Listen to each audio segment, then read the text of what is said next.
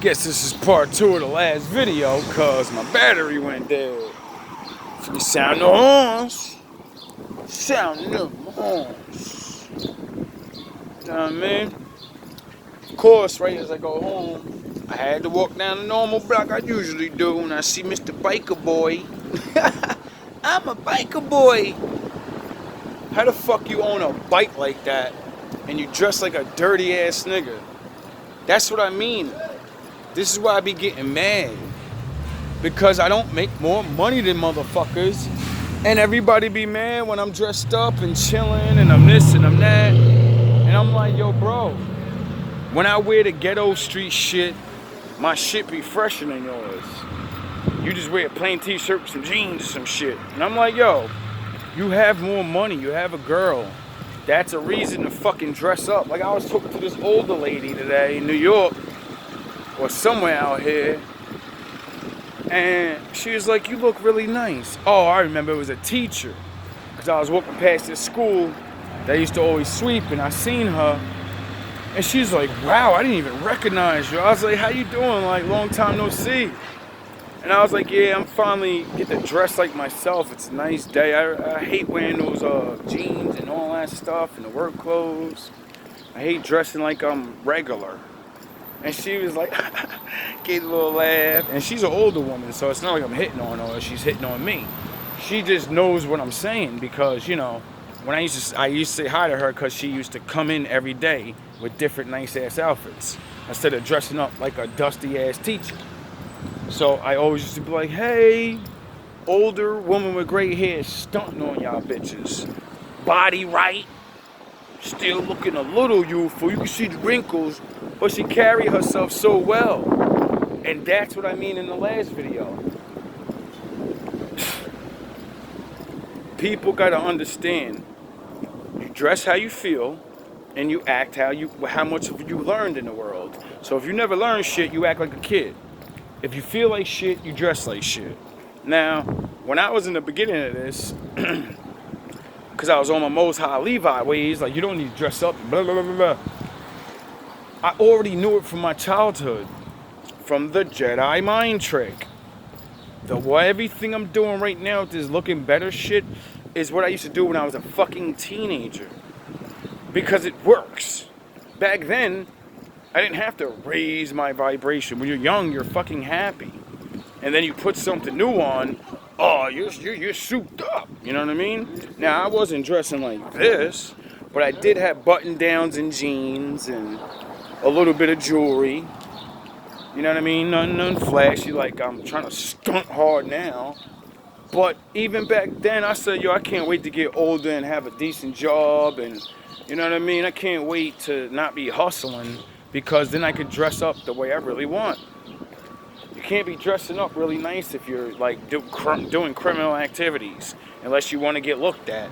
Every major movie that you niggas watch and I watched, all the bosses said that. Don't flash up, stay humble, move in silence, and never break the laws if you don't have to. Because then people look at you. And see, I took those things and said, yo, those are actually good rules and like, those are good rules to live by. If you even just want to not be known and, you know, like the men with money and shit, y'all get sucked dry because you be so flashy. And then, you know, you ain't never trained yourself up on how to handle yourself around women. So any woman that looks good just rub up on you. You just like, all right, where you want to go? What do you want to eat? How the fuck you the one paying for it? You talking about where you want to eat. Nigga, she about to get in your car and spend your money on what the fuck she want? No. It's not how that's supposed to go. Now, if she's throwing money up, or she's special to you, then you be like, yeah, you're special. You're going on a couple of dates. I think you're nice. Where do you want to go? First dates, man, when I go on a first date with a chick, I'm asking her out. Unless I don't know, like I'm in a new town, so I don't really know where the greatest place to be taking somebody. So then, yeah, I'll ask her, like, where's a nice restaurant out here? But I'm not going to ask her, where do you want to go? Where's a good restaurant out here? And what's she gonna do? She's gonna name different places that she went, that she wants to go back to. And then you, like the fucking man, choose whatever one of the food you like. You're like, yeah, we going there. We. See, the way you speak to women matters. That's a command. That's a, you're coming with me. I'm leading. I'm running the show. And it's not cockiness, and it's reality. These things work. When you say it in the right way, when you a woman will not be like, oh, who the fuck you think you are?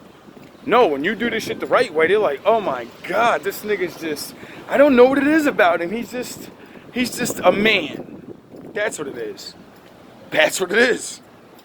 Yous are programmed just like us. We're programmed to like beautiful women, or a woman that doesn't look so good but does all of that shit we tell her to do, and we fall right over the head over heels and shit.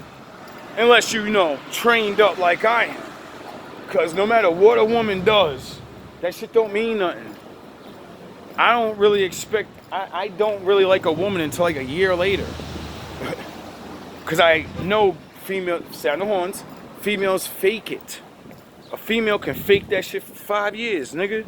I told y'all I met women that have 5-year, 10-year plans, marry your ass for 10 years, or be with you for 5 years, move in with you, and have a baby with you and shit, and then suck your ass dry through child support.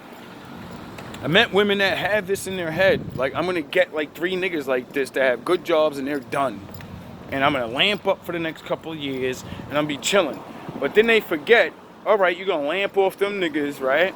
And then when all your kids turn 18, you don't get no more money for that, and you're a broke ass bitch that don't never work. So how the fuck are you gonna maintain that lifestyle that you used to? You're not. And it'd be disgusting because most of the times y'all be paying child support, and all men know this. They never use most of the money on the child. That's why it'd be funny they even be making us give up so much money. Because it don't even take that much money to take care of a child. It don't. It really don't. I mean, it does, but not the way these chicks be doing it. They be robbing the shit at it. I seen nigga, yo, alright, one of my boys, shout out, man. This nigga used to go to jail every 6 months.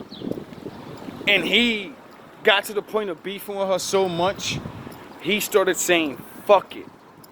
I'm gonna get an off the books job so they can't hit me up with all that money.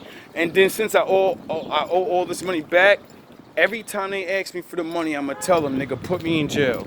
I'll serve time and y'all can pay it. Because that's how you could do with child support. They gonna put you in jail, but they gotta pay that shit off or whatever. Some shit like that he was telling me. And this nigga used to go to jail every 6 months or every 3 months. I said, yo, that's crazy, bro. You got a bitch driving you so crazy that your dumb ass is really willing to go to jail and not get an on-the-books job. She's making you cripple your own life. He ain't doing that shit no more. That nigga GMB'd up and got a decent on-the-books job. And I'm sure he's doing better. But I don't know. I don't really speak to him. He's another motherfucker that I call, you know, let me get a job, dog. You working in the shop, right? Everybody keep telling me you the man. And you can get a nigga a job quick. Yep, man, you see where I'm working, right? That's why all you people from my past, as I go to the mountaintop, keep your dusty asses where you are. You're not getting autographs. You're not getting fucking nothing. You can get the shit that all other hating ass motherfuckers that watch a nigga dying, struggling, y'all gonna get how 50 was. What 50 was like. He said, fuck everybody from where I'm from. All y'all niggas ain't never did nothing for me. Fuck y'all niggas. Y'all niggas wanna come near me, I'll bust your fucking head open, nigga. That's why 50 was like that. Cause the nigga had skills his whole life. And nobody gave a fuck. They liked seeing him struggling. They liked seeing him down. That's the way real life is. If you're the one, if you're the star, everyone else that's not the star never wants to see you get up, even though they're never gonna even try to be the star. Hi, Dap. Remember how you didn't try for fucking years with all the equipment and all the money, but I was willing to get my ass out there. Remember when we was talking about going to smack battles, and because they started signing regulars up. Remember how I said, yo, I want to go, yo, we should go. We gonna knock niggas' heads off. We could be the greatest duo ever. You bitched up. You bitched up because you knew, you know, you wasn't ready. Not even you ain't good enough. Nah, you ain't have your courage. You ain't have it in you to be like, yo, I'll go out there and embarrass myself point blank. Point blank like that. You had the idea of, I got to go on there and win.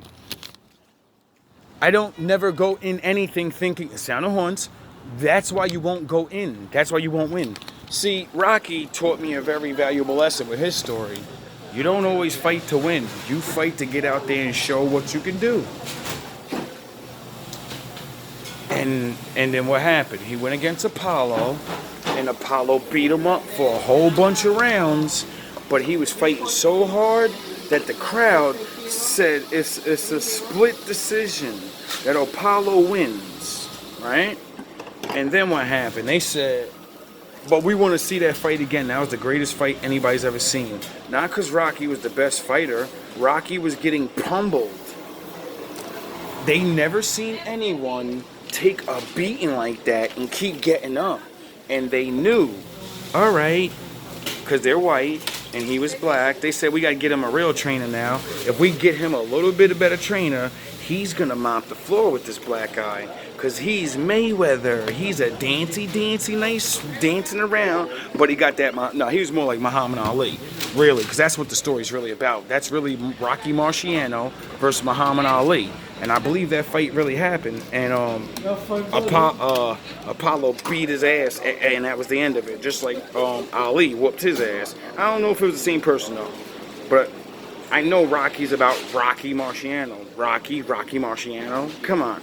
And Apollo, if that ain't Ali, then who the fuck would it be about?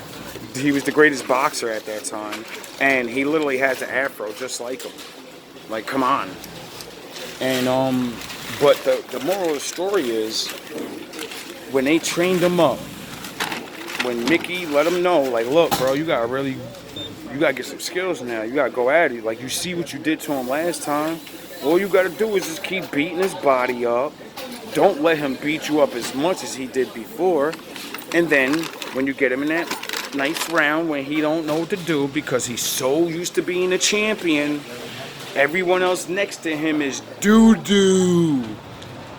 That's why a lot of dudes that be champion, they end up rising up. They beat all the competition and they stay champion because everybody else is butt cheeks. Straight real like that. Most champions don't be the greatest because they're just, no, everyone else just sucks that bad. That's why you're the champion. But that's why every champion could get their ass whooped eventually. That's why